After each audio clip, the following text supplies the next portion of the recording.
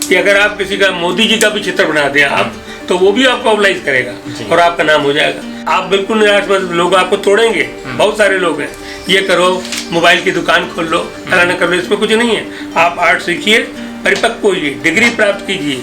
अगर नहीं भी डिग्री प्राप्त करते हैं तो अपनी कला से आप बड़े बड़े डिग्री वालों को पीछे छोड़ते हैं। केवल वो जो फाइन आर्ट वाले होते हैं, 4 जगह रंग पोत दिया, ये मॉडर्न आर्ट है, कुछ समझ में नहीं आता उसमें है क्या। आप एक्चुअल आर्ट सीखिए और मेहनत से काम करिए, आपको कोई रोक नहीं पाएगा।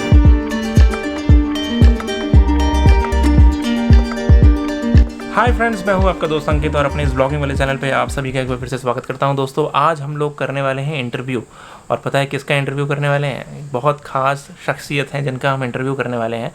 मेरे लिए तो वो सेलिब्रिटी जैसे हैं। तो चलिए शुरू करते हैं इंटरव्यू लेना, आप लोगों को भी मज़ा आएगा। तो चलिए अब हम बात करते हैं आज के टॉपिक के बारे में, जो कि है एक आर्टिस्ट का इंटरव्यू। और वो आर्टिस्ट हैं, जैसे बोलते हैं ना कि जो नॉलेज है वो आपको, सबसे पहली नॉलेज आपको अपने घर से मिलती है। तो घर से ही इसकी शुरुआत करते हैं इंटरव्यू की। सबसे पहला इंटरव्यू इस ब्लॉगिंग वाले चैनल पे होगा जिनका, उनसे मैं आपको मिलाता हूँ। तो चलिए अब चलते हैं इंटरव्यू लेने। तो अब मैं मिलाता हूँ आपको मेरे पापा से, जिनका आज हम इंटरव्यू लेने वाले हैं। हाय हाय। तो आज हम करने वाले हैं इनका इंटरव्यू। तो चलिए शुरू करते हैं। इनकी सारी जर्नी के बारे में जानेंगे कि इन्होंने क्या क्या बेसिकली किया है। और आप लोग कह भी रहे थे कि इनके बारे में और थोड़ा बताया जाए, तो मैं सोचा कि इनकी ज़ुबानी ही सुनते हैं इनके बारे में। चलिए शुरुआत करते हैं। तो थोड़ा सा मैं इसको प्रोफेशनल ढंग देना चाहता हूँ इंटरव्यू को, तो मैं इसको ट्राइपॉड पे लगा देता हूँ और ट्राइपॉड पे लगाने के बाद हम जानेंगे इनके बारे में। तो गाइस, इंटरव्यू शुरू करने के पहले मैं आपको बता दूँ कि ये बहुत ही अच्छे आर्टिस्ट रह चुके हैं, तो आज इन्हीं का इंटरव्यू लेने वाले हैं। चलिए शुरुआत कर रहा हूँ। मैं कैमरा लगा रहा हूँ ट्राइपॉड पे। तो फ्रेंड्स, जैसा कि प्रॉमिस था कि मैं अपने इस व्लॉगिंग वाले चैनल पे अपने पापा का इंटरव्यू लेके डालूंगा, और आप में से बहुत सारे लोग ये पूछ रहे थे कि अपने फादर से इंट्रोड्यूस कराइए और उन्होंने आर्ट में क्या किया है, वो भी आर्टिस्ट रहे हैं क्या। तो आज इन सब चीज़ों के बारे में जानेंगे। शुरुआत करता हूँ इस चीज़ की। तो सबसे पहला सवाल मेरा जो है वो आपसे ये है कि आपने आर्ट की शुरुआत कैसे की? आर्ट में मेरी रुचि बचपन से ही थी। ओके। और आर्ट और संगीत भी, दोनों में मेरी बहुत रुचि थी। और मैं अपने प्रयास से कुछ न कुछ करता रहता था, और दिमाग में था कि कोई अच्छा गुरु मिले, थोड़ी आगे की शिक्षा भी प्राप्त कर सकूँ उनसे। तो ये एक इत्तेफाक है कि मेरी सर्विस गोरखपुर में लगी जी। गोरखपुर में मैं घूमते घूमते मुझे पता लगा कि यहाँ एक अच्छे आर्टिस्ट हैं। गीता प्रेस के वयोवृद्ध आर्टिस्ट थे बीके मित्रा। यस यस, हाँ। लगता है कि आप लोगों ने भी नाम सुना होगा। जी, वो जी, बहुत जी, विश्व प्रसिद्ध है। गीता प्रेस में कोई ऐसी किताब नहीं होती जिसमें उनका चित्र न बना हो। मुझे उन्होंने बहुत आकर्षित किया और मैं उनकी शरण में गया, और मैंने बाकायदे दीक्षित उनका शिष्य बना। और फिर बाद में उन्होंने मुझे कला सिखाई, उसके विभिन्न आयाम सिखाए, वाटर पेंटिंग, ये पोर्ट्रेट पेंटिंग, सब उन्होंने बहुत मुझे अच्छी तरह सिखाया और अपना परम शिष्य माना मुझे।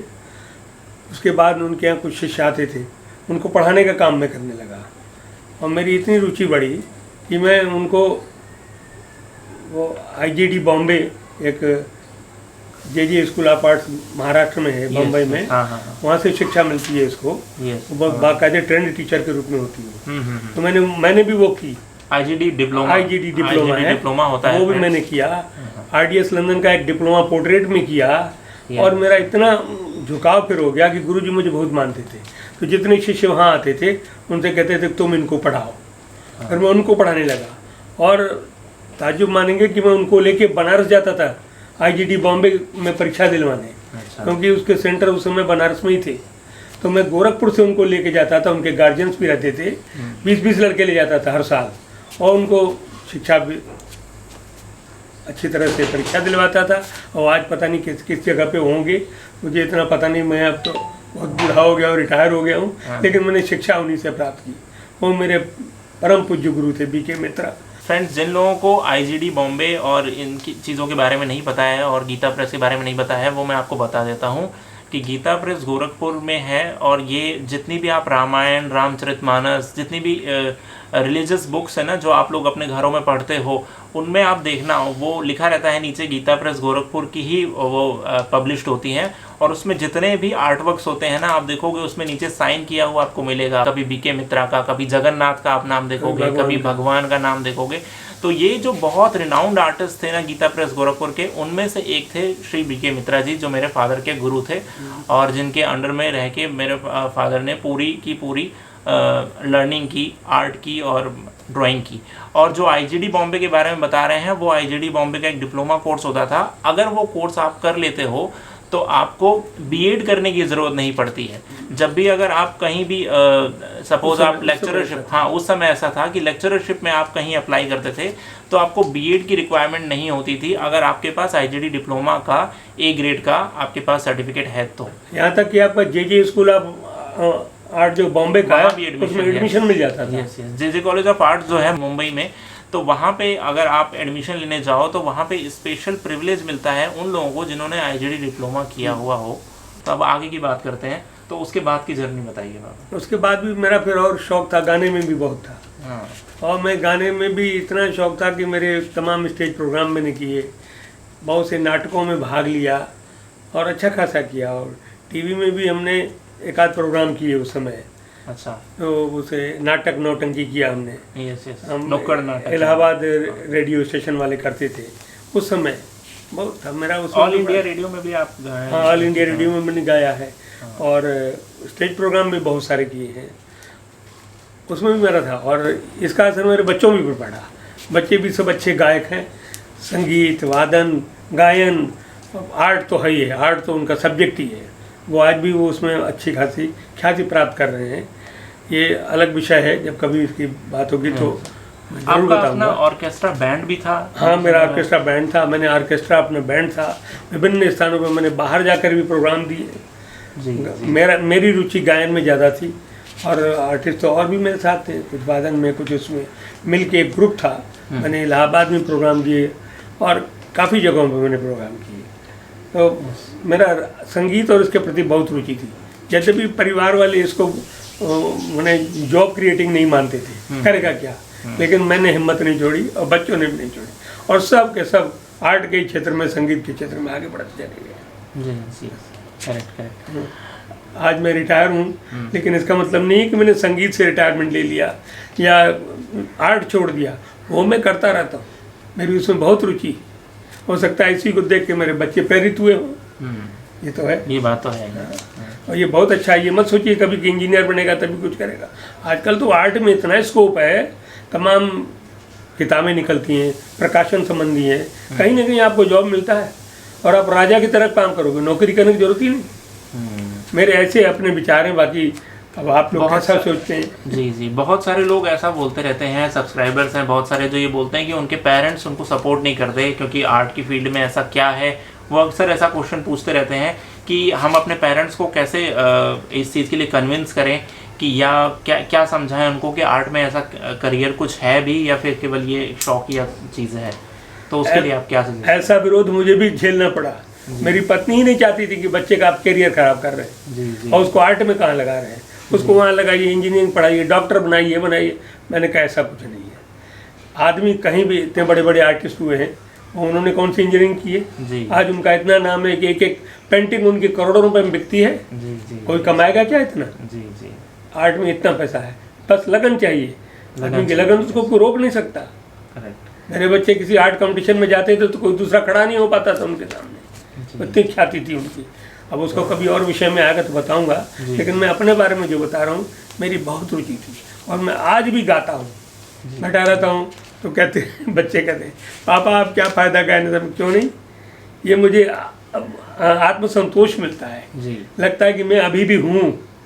और यही जो आदमी के विचार उसको आगे बढ़ाते हैं, उनके बच्चों को आगे बढ़ाते हैं। मेरे सारे बच्चे उसी संस्कार से, और दोनों ही विधाओं में, चाहे संगीत हो, सभी हारमोनियम भी बजा लेते हैं, वाद्य संगीत के जितने इंस्ट्रूमेंट हैं उनको बजा लेते हैं, गायन में भी एक्सपर्ट हैं, लेकिन अपना काम भी करते हैं।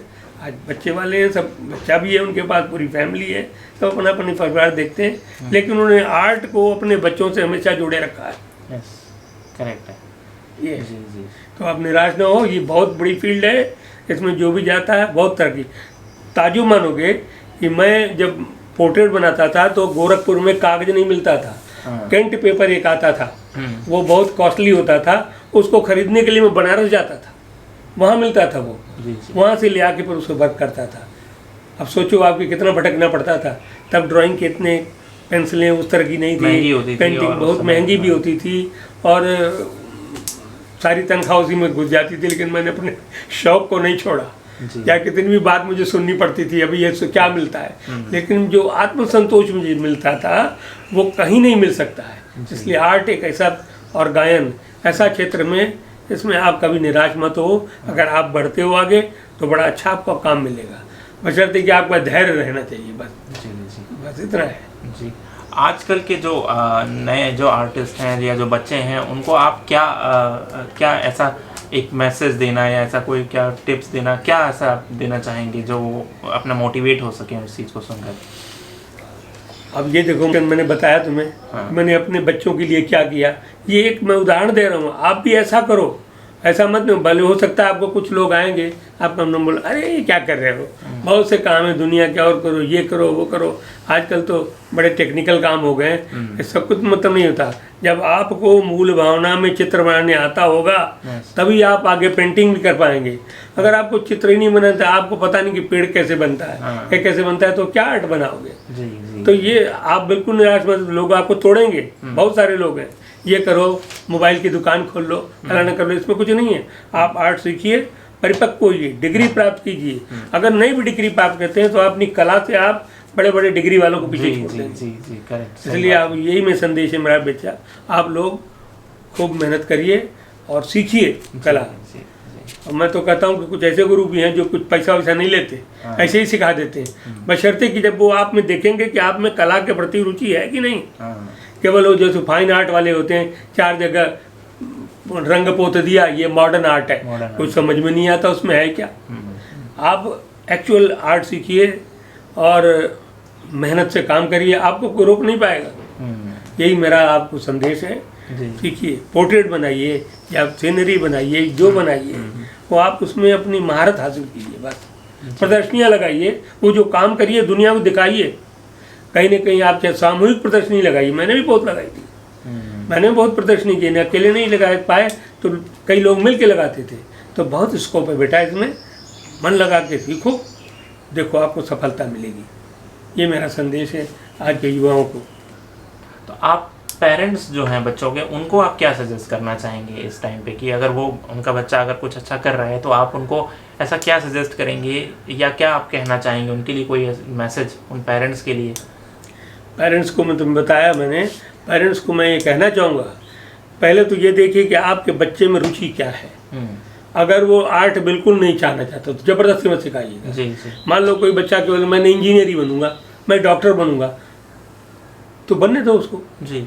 अगर आप उसको पढ़ा सकते हो, इतना पैसा आप लगा सकते हो, ये तो ऐसी विधा है कला, इसमें बहुत ज़्यादा पैसे का भी खर्च नहीं है। वो तो वैसे ही अपने 4 बच्चों को पढ़ा के उसका खर्चा निकाल लेगा। मैं भी था गोरखपुर में, मेरी हैसियत नहीं थी कि मैं करंट पेपर खरीदने के लिए बनारस तक जाऊँ, लेकिन मैं जाता था और मुझे बच्चे कोऑपरेट करते थे। सब आपको, जब आप उनको रास्ता दिखाएंगे तो बच्चे ही उनके रास्ते में आ जाएंगे। कोई बात नहीं, ये ऐसी विधा है, इसमें आप किसी को भी कोई चित्र बना के दे दो, बड़ा खुश हो जाएगा।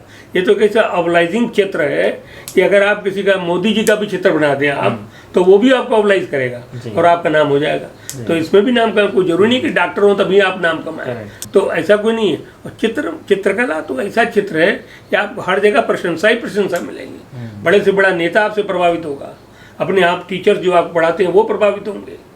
करके तो देखो आप, ऐसा मत सोचना कभी कि बच्चा इसमें कुछ नहीं कर पाएगा, वो करेगा कि आपका भी नाम होगा जी, दोनों का नाम होगा। तो आपसे बात करके बहुत अच्छा लगा, बहुत सारा मोटिवेशन मिला और बहुत बहुत धन्यवाद आपका। मुझे भी बड़ी संतुष्टि हुई कि मेरा ये संदेश सब जगह जाएगा, हो सकता है मुझसे कुछ शिक्षा प्राप्त करके आगे बढ़े। मुझे बस मेरा वही संतोष है, मैं ये सोचूंगा कि मैंने कुछ किया समाज के लिए। यस थैंक यू पापा, थैंक यू सो मच। तो फ्रेंड्स, आई होप कि आज आपको ये इंटरव्यू पसंद आया होगा और जो भी इंस्पिरेशन बातें की है मेरे पापा ने, वो मुझे लगता है कि आप लोगों तक पहुंचेंगी और आपके पेरेंट्स तक भी पहुंचेंगी और आप लोग इंस्पायर हो गए आर्ट को लेके और ज़्यादा से ज़्यादा कोशिश करोगे आर्ट की फील्ड में ज़्यादा बेहतर करने का। तो आज फिर इतना ही फ्रेंड्स, प्लीज़ इस चैनल को सब्सक्राइब ज़रूर कीजिएगा अगर अभी तक आपने नहीं किया है तो। आर्ट कंपटीशन वाला वीडियो भी जल्दी आने वाला है 1-2 दिनों में। तो thank you friends, signing off, bye.